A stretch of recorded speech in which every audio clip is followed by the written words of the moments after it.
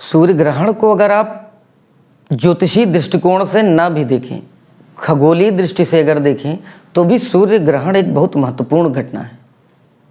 इस तरह भी समझिए कि जब गैलेक्सी का यानी हमारी आकाशगंगा का निर्माण हो रहा था, उसी में हमारे सौर परिवार का जब निर्माण हो रहा था, तो सूर्य केंद्र में था और उसी के कारण ही तो सारे ग्रहों का हमारे निर्माण हुआ।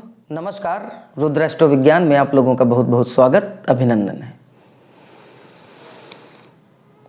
सूर्य ग्रहण की घटना एक ऐसी घटना है जिसका हजारों साल पहले ज्योतिष में उल्लेख हुआ था और आज का विज्ञान भी इस बात को मानता है कि सूर्य ग्रहण के भी प्रभाव पृथ्वी पर और पृथ्वी पर रहने वाले सभी जीवों पर स्पष्ट दिखते हैं।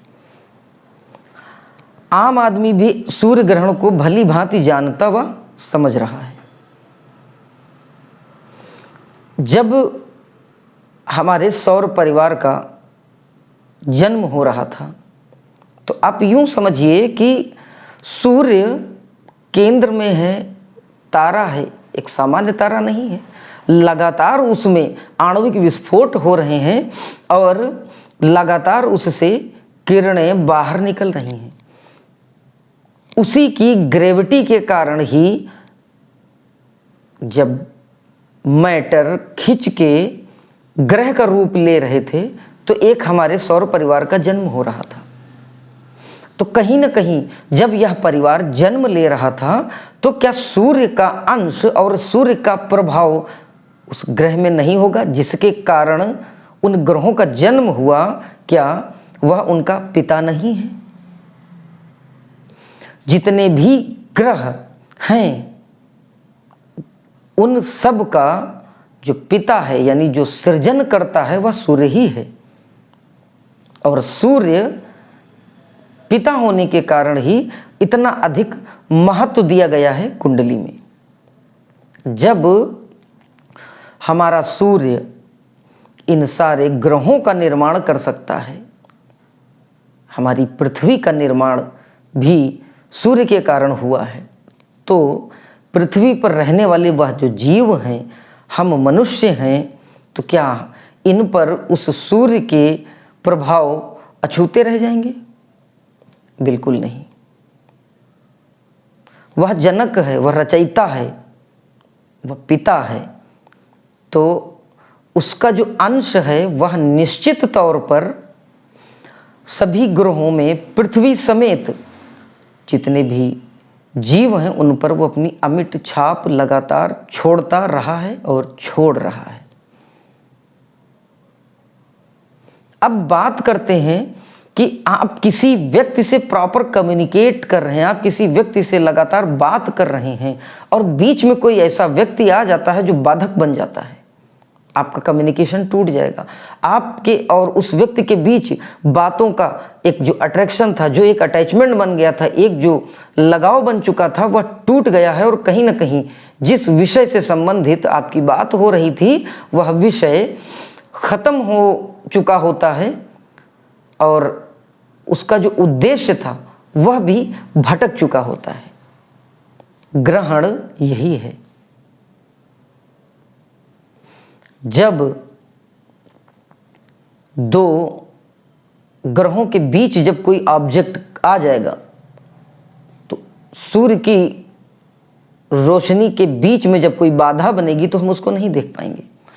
ग्रहण यही है, यानी दो के बीच में एक का आ जाना, और वह जो पहला है, वह जो पिता है, वह जो जनक है, वह जो निर्माण करता है, वह जो सृजन करता है, जिसने जन्म दिया है, उसके बीच में अगर कोई आ गया तो निश्चित तौर पर वह जिसका पिता है, वह जिसका पालक है, उसकी रश्मियां जब नहीं पहुंच पाएंगी उस स्थान तक, तो निश्चित तौर पर वह नुकसान जरूर देखने को मिलेगा जो उससे लाभ होता रहा है।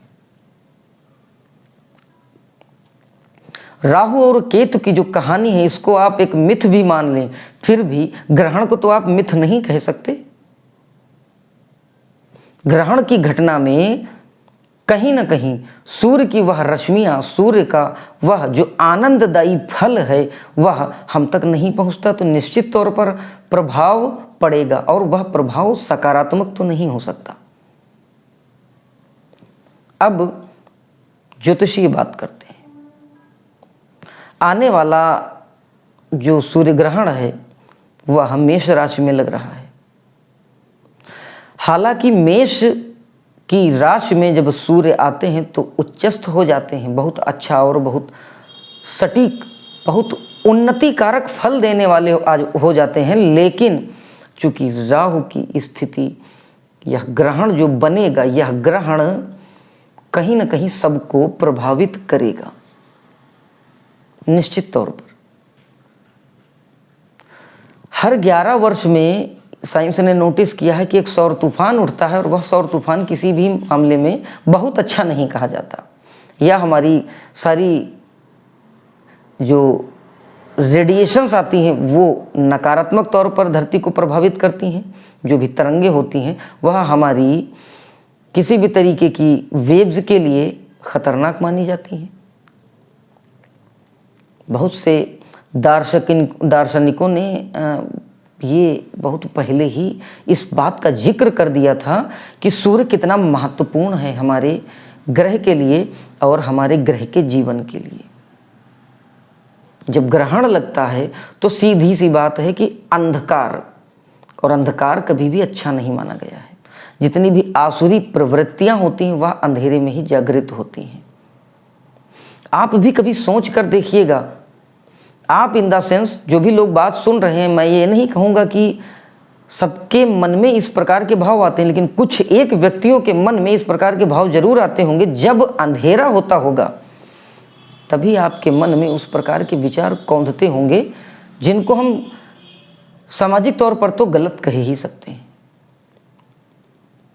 अब सोच कर देखिएगा कि जितने भी लोग शराब पीते हैं, सबको पता है कि शराब पीना गलत है, लेकिन अगर किसी से ये कहा जाए, अगर 100 लोग शराब पीते हैं और 100 लोगों से ये कहा जाए कि आप सुबह सुबह उठिए और शराब पी लीजिए, तो हो सकता है वो इग्नोर करें। कुछ एक पी भी सकते हैं, लेकिन अगर यही बात रात के अंधेरे में कही जाए कि शराब पीते हैं, तो हो सकता है कि 100 में 100 के 100 लोग तुरंत हामी भर दें। यह जो रात्रि है, यह जो अंधकार का जो समय है, यह तम का समय या अंधेरे का समय या निशाचर है, और इसमें तामसिक प्रवृत्तियां जागृत होती हैं। तो कहीं ना कहीं अंधेरे का संबंध सीधा उस नेगेटिविटी से है। तो जब प्राकृतिक तौर पर जब अंधेरा नहीं होना चाहिए फिर अंधेरा होता है, जब हमारे प्रकाश के बीच में कोई चीज़ बाधक बनती है, कोई ग्रहण बनता है, पृथ्वी और सूर्य के बीच का वह जो संवाद है वह जब टूटता है, तो वह जो टूटना है वह किसी भी मामले में शुभ नहीं हो सकता। कम शुभ हो सकता है और कम अशुभ हो सकता है, लेकिन ऐसा नहीं है कि वह पूर्णतया शुभ हो या नहीं हो सकता। इसलिए आप लोगों से निवेदन है कि ग्रहण को आप चाहे वैज्ञानिक दृष्टिकोण से देखें या चाहे किसी ज्योतिषीय घटना के रूप में देखें, लेकिन ग्रहण के समय में जो नियम बताए गए हैं, जो सावधानियां बताई गई हैं, उनका पालन करने में कोई बुराई नहीं है। ऐसे जातक जिनको हार्ट से जुड़ी कोई प्रॉब्लम है, ऐसे जातक जिनको हड्डियों से संबंधित कोई परेशानी है, ऐसे जातक जिनके पिता विशेष रूप से गंभीर अवस्था में हैं, चाहे बीमार हैं या किसी धन के संबंध में कोई बहुत खराब स्थिति से गुजर रहे हैं, पीड़ादायक समय चल रहा है किसी के पिता का, या कोई ऐसा देश जिसका शासक खराब स्थिति से गुजर रहा है, या कोई ऐसा देश जिसका शासक बीमार है, यानी कि किसी भी प्रकार का राजा जो कि कष्ट वाली स्थिति से गुजर रहा है, उसके लिए ग्रहण कभी अच्छा नहीं हो सकता। सूर्य हमारी कुंडली ज्योतिष में भी आत्मा माना गया है, आत्मा और पिता। सूर्य को पिता का स्थान इसीलिए दिया गया है क्योंकि सूर्य सृजन करता है। कुंडली में अगर किसी का सूर्य पीड़ित है, यानी इसी तरह के कोई दोष अगर या ग्रहण के समय में किसी व्यक्ति का जन्म हुआ, तो ग्रहण दोष लेकर वह पैदा हुआ है, और ग्रहण दोष वाली समस्याएं उस व्यक्ति के जीवन में बराबर अनुभव कराती रहेंगी। तो अब आप समझिए कि एक कॉम्प्लिकेटेड टाइम में किसी व्यक्ति का जन्म हुआ है, तो वह जो सूर्य की जो रश्मियां थी वह पृथ्वी तक जिस रूप में पहुंच रही थी, उन्हीं रश्मियों के साथ जब उस व्यक्ति का जन्म हुआ है, तो निश्चित तौर पर सूर्य से मिलने वाले जो लाभ होंगे वह उसके शरीर में नहीं होंगे। सूर्य की नेगेटिविटी उस शरीर में निश्चित होगी। और जब घूमते हुए ग्रह चक्कर लगाते हुए ऐसी स्थितियां बनाते हैं, जब सच में कोई ग्रहण की स्थिति बन रही हो, तो उस शरीर में यह नेगेटिविटी और अधिक प्रभावी हो जाती है। तो ऐसे व्यक्ति जिनका जन्म ग्रहण के समय में हुआ है, ऐसे व्यक्ति जिनका सूर्य नीचस्थ है, ऐसे व्यक्ति जिनका सूर्य शत्रु राशि में है, ऐसे व्यक्ति जिनके सूर्य पर पापक ग्रहों की दृष्टियां हैं, ऐसे लोगों के लिए यह जो ग्रहण काल है यह विशेष कष्टकारी हो सकता है। आप लोग ईश्वर का ध्यान करें, अगर आपके पास कोई उपाय, कोई रेमेडी नहीं है तो बेहतर ये भी है कि ओम नमः शिवाय का आप लोग जाप करें जितने समय तक ग्रहण का काल है। इससे फर्क नहीं पड़ता कि आपका जो स्थान है वहाँ से वह ग्रहण प्रभावी है या नहीं है। रश्मियाँ स्प्रेड हो रही हैं, निकल रही हैं, कहीं कम होंगी कहीं ज़्यादा होंगी, लेकिन होंगी। जैसा कि मैंने कहा, अगर ग्रहण हुआ है तो नेगेटिविटी का आना तय है। और जिनका सूर्य खराब स्थिति में है या जिनका सूर्य बहुत अच्छी अवस्था में नहीं माना गया है, ऐसे लोगों के लिए यह विशेष कष्टकारी समय है, ध्यान रखें। यूँ भी समझ सकते हैं कि यदि कोई व्यक्ति जो कि बुखार से पीड़ित है, ऐसा व्यक्ति अगर ठंडी चीज़ें, मूली है, दही, इनका प्रयोग कर ले तो वो उसके लिए घातक सिद्ध होंगी, जबकि उन्हीं पदार्थों का सेवन अगर आप स्वस्थ होते हुए करते तो नुकसान नहीं करती। इसका मतलब कि वह जो तत्व है, वह जो पदार्थ है, वह स्वयं में हानिकारक नहीं है, लेकिन वो ऐसी परिस्थितियां अगर निर्मित हैं कि आप अंदर से कमज़ोर हैं, और उन स्थितियों में अगर आप ऐसे किसी पदार्थ का सेवन करते हैं तो वह हानिकारक है। तो जब रश्मियां निकलेंगी और नेगेटिव रूप लेके निकली हैं, तो किसी को कम और किसी को ज़्यादा नेगेटिव प्रभाव जरूर डालेंगी। सूर्य हमारा पिता है, यह बात ध्यान में रखिए। ईष्ट जो हैं वो भगवान शिव हैं। तो इस पीरियड में जिन लोगों को भी सूर्य से संबंधित कोई समस्या दिख रही है, हड्डियों से संबंधित, हृदय रोग से संबंधित अगर कोई समस्या दिखती है, तो पूरे दिन जब तक उनका ध्यान रहे, जब भी वह खाली ओम नमः शिवाय का जाप करें, एकदम आकस्मिक रूप से एक बदलाव दिखेगा जो कि बहुत सकारात्मक होगा। ग्रहण काल में भी आप ओम नमः शिवाय का जाप अगर करते हैं तो आपको जो नेगेटिविटी मिल सकती थी वह नेगेटिविटी आपको नहीं मिलेगी, और ओम नमः शिवाय का जाप जो है वह विशेष फलदायी हो जाता है इस ग्रहण काल में। क्यों? क्योंकि एक बहुत विस्फोटक समय होता है। अगर इस समय का आप सदुपयोग कर लें तो यह समय बहुत लाभकारी भी हो सकता है। इस तरह भी आप समझ सकते हैं कि एक बच्चा जो बहुत ज़्यादा शैतानी करता है, बहुत ही शैतान अगर कोई बच्चा है, तो इसका मतलब उसके अंदर अगर वो ऊर्जा नहीं है, वह विस्फोटक क्षमता नहीं है, तो वो शैतानी कहाँ से कर लेगा। अगर उसी ऊर्जा का प्रयोग वह बच्चा अपनी पढ़ाई पे कर दे तो वो हो सकता है कि सबसे उच्चतम स्थान पर पहुंच जाए अपनी उसी ऊर्जा के कारण। बस ऊर्जा की दिशा को बदल देना है। तो यह जो ग्रहण का जो काल होता है, यह वही ऊर्जा है। अगर इस ऊर्जा की दिशा को अगर आप बदल कर अपने लाभ के रूप में परिवर्तित करने की सामर्थ्य रख लें, तो देखिएगा कि यही ग्रहण काल आपके लिए, आपके जीवन का सबसे सर्वोच्च, उच्चतम फल देने वाला काल बन सकता है। अपनी कुंडली में जो बहुत विशेष फलदायी ग्रह हैं, आप उनसे संबंधित मंत्रों का जाप कर सकते हैं, जो कि कारक हों, अकारक न हो। मारक जैसे ग्रहों का जाप मत करिए, या फिर अपने इष्ट का जाप करिए, या आपने जिसको गुरु बना रखा है उसका आप जाप या ध्यान करिए।